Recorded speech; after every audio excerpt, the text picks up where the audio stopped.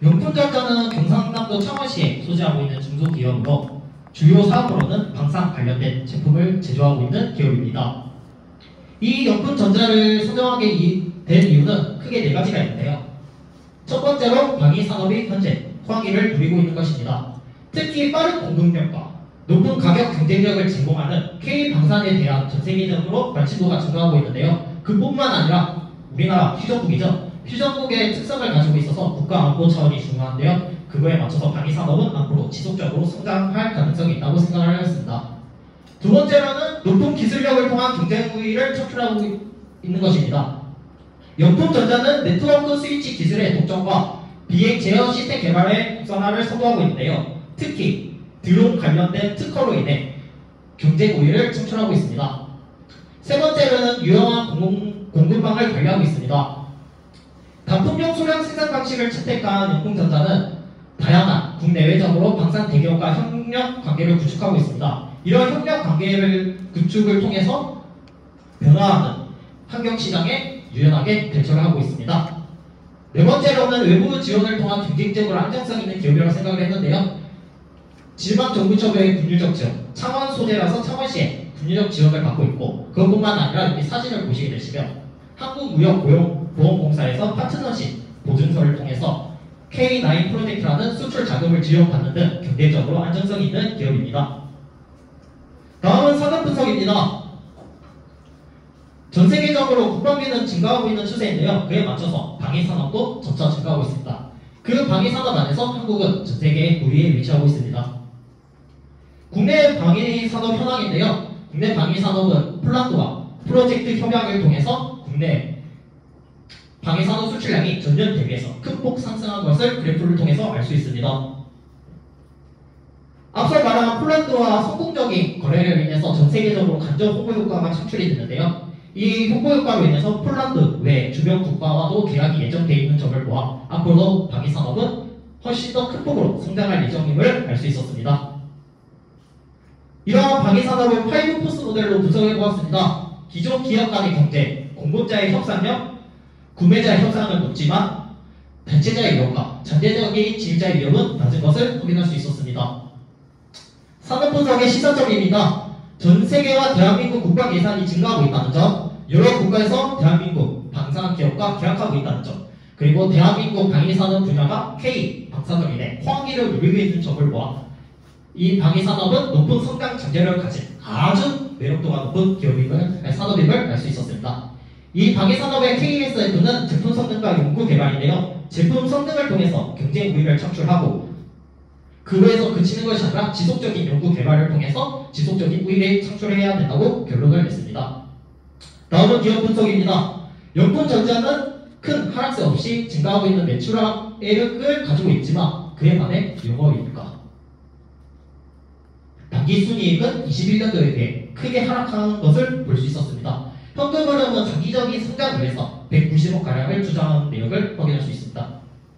앞서 21년도에 비해서 22년도가 왜 이렇게 하락세를 했을까? 미팅을 직접 해서 알아보았는데요. 코로나의 직간접적인 영향이 가장 큰 원인이라고 했습니다. 하지만 우리 명품전자는 단품종 생산 방식과 연구개발 인력을 정부 과제에 투입하는 등을 해서 23년부터 현재까지 지속적으로 다시 상승세를 찾고 있다고 합니다.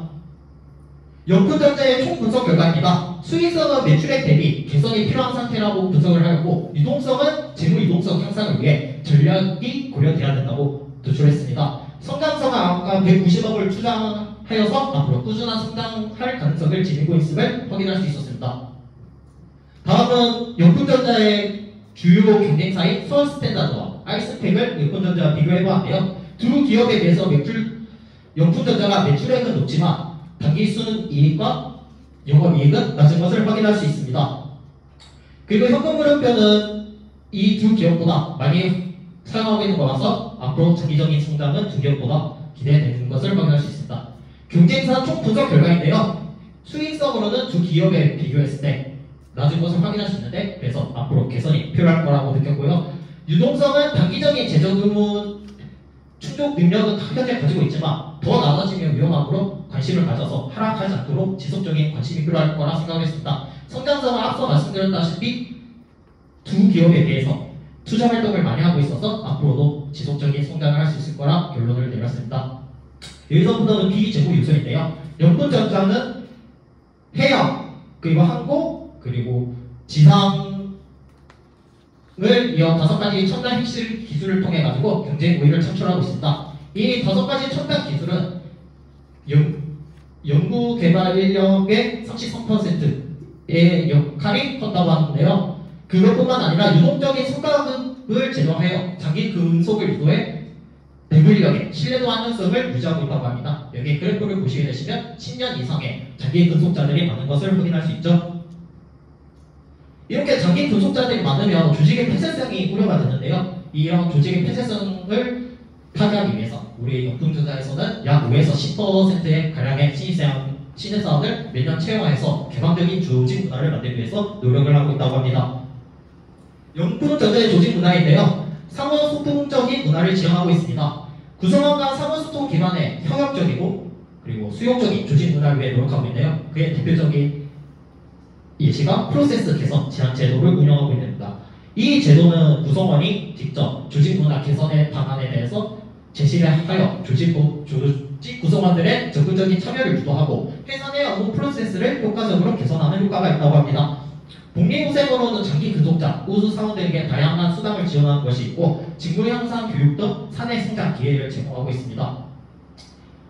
네, 리트를 통해서 알아보는데요. 당연히 중소기업이다 보니까 대기업에 비해 복지가 부족하지만 매년 개선하기 위해 노력하고 있다고 합니다. 여기서 제가 좀 신박한 걸 보았는데요. 네, 고등학교 입학 자녀가 있다면 태블릿 지원한다는 복지입니다.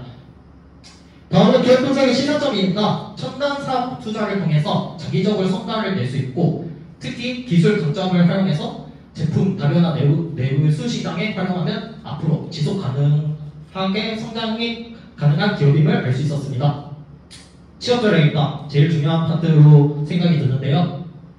영풍전자에서는 성실성과 그리고 조직 적합성이 제일 중요하다고 했습니다. 그것뿐만 아니라 본인의 역량을 알려줄 수 있는 자격증이 중요하다 했는데요. 직무 관련 자격증이나 방위산업이다 보니까 국가사업관리사 자격증이 있으면 성공적인 취업을 준비할 수 있다 했습니다. 이 부분이 살짝 핵심 포인트인데요. 컴퓨터 활용 능력을 필수로 보고 있답니다. 주로 엑셀을 이용하다 보니까 컴만 자격증이 없으면 채용을 하지 않는다고 합니다. 당연히 이제 언어를 사용하는 부서는 필요한 언어를 갖춰야겠죠.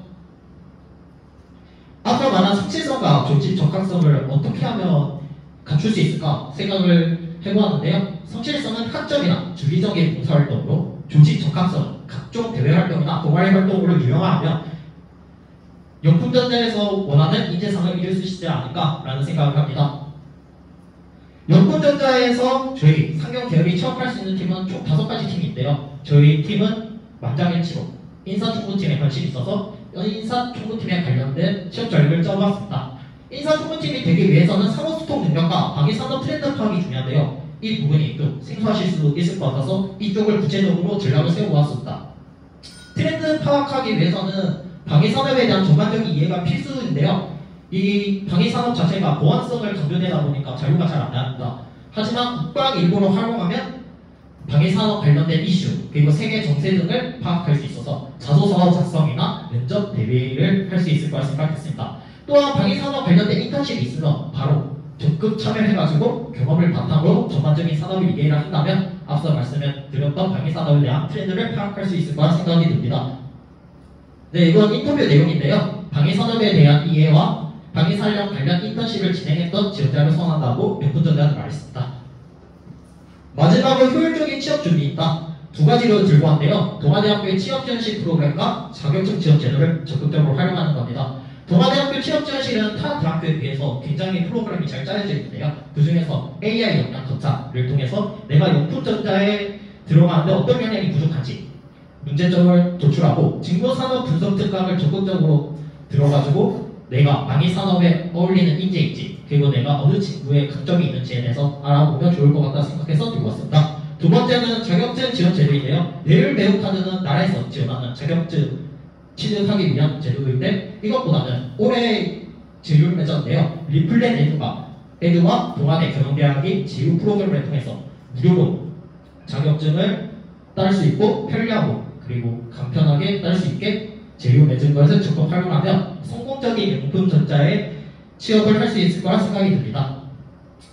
네, 끝으로 여기 저희가 기업 분석 공모전을 진행하면서 말로 다 표현할 수 없을 정도로 많은 좋은 경험을 했는데요. 그런 경험을 매 기회를 주신 교수님께 감사 인사드리고, 여기 취업준비생들이 많을 거라 생각이 드는데 이 세상에 어떤 위대한 것도 열정 없이 이루어지는 것은 아무것도 없다라는 명언을 드리면서 동기부여를 시켜주고 이상 발표를 마치도록 하겠습니다. 감사합니다.